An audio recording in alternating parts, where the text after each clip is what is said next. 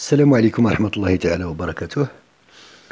Je vais me mettre à éditer des vidéos pour situer exactement le mal ou pour mettre devant leur conscience les gens qui doutent encore.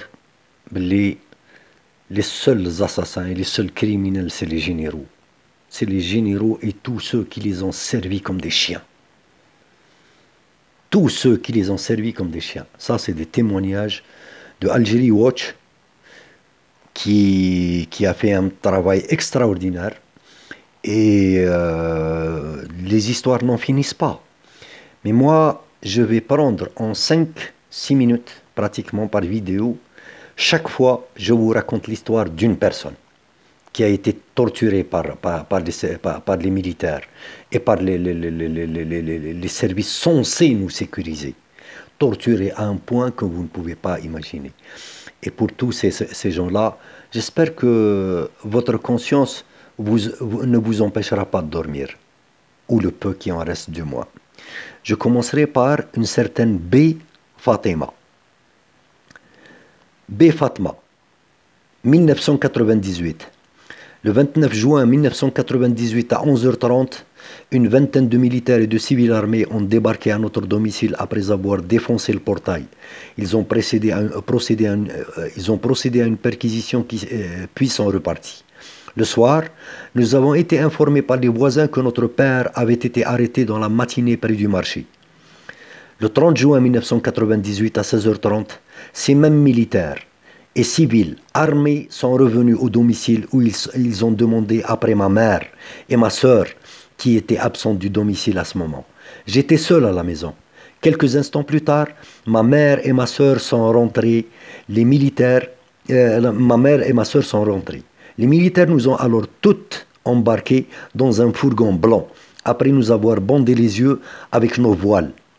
Nous avons été toutes trois conduites au centre de Châteauneuf et introduites dans des cellules individuelles après nous avoir déshabillés et laissés seulement avec nos sous-vêtements.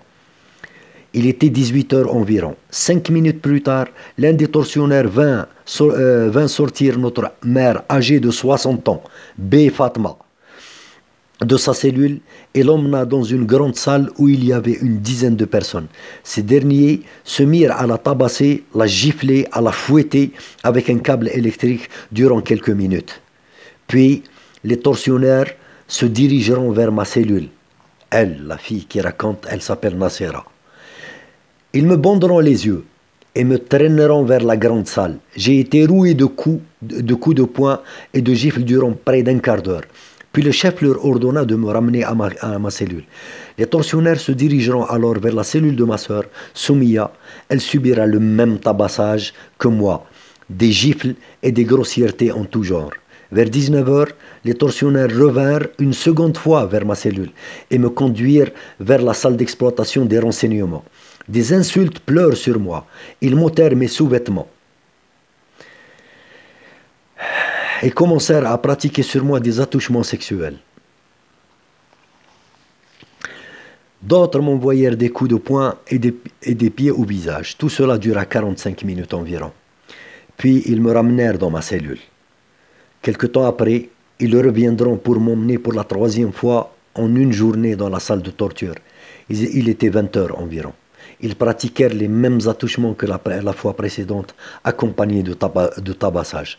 Vers 23h, j'ai vu mon père traîné par l'un des tortionnaires dans le couloir. Il avait les jambes ensanglantées jusqu'aux chevilles et sa barbe totalement brûlée. J'ai failli m'évanouir. J'avais des vertiges. Je ne savais plus s'il s'agissait de la réalité ou d'un cauchemar. Le 1er juin 1998, aux environs de 16h, les tortionnaires ont fait sortir Soumia, c'est-à-dire sa sœur, de sa cellule pour l'emmener vers la salle de torture. Ils l'ont allongée sur une plateforme en béton et lui ont ligoté les poignets et les chevilles pour qu'elle ne puisse pas bouger. Ils ont alors commencé à lui faire ingurgiter de l'eau sale avec la technique du chiffon, puis sont passés à l'électricité. Durant la même séance, elle sera violée avec une matraque, provoquant une hémorragie. Elle hurlait de douleur. Ma sœur garde à ce jour les traces de torture au niveau de ses jambes. Tous ces supplices ont duré 8 jours. Durant toute cette période, nous entendions notre père hurler sous la torture. Il mourra sous la torture le 13 juillet 98 et sera enterré sous X au cimetière de l'Alia, le carré 244, la tombe 101. Nous avons été libérés après 8 jours de détention. Quelques jours plus tard, nous avons rencontré 2 de nos tortionnaires en train de vendre des sardines dans notre quartier à Bajrah. Le témoignage a été rapporté par B. Fatma en mai 2003. Vous aurez droit à une autre histoire, Inch'Allah. Ça sera tous les jours 2-3 histoires pour alléger votre conscience. Salam alaikum wa rahmatullah et j'espère que vous allez bien dormir.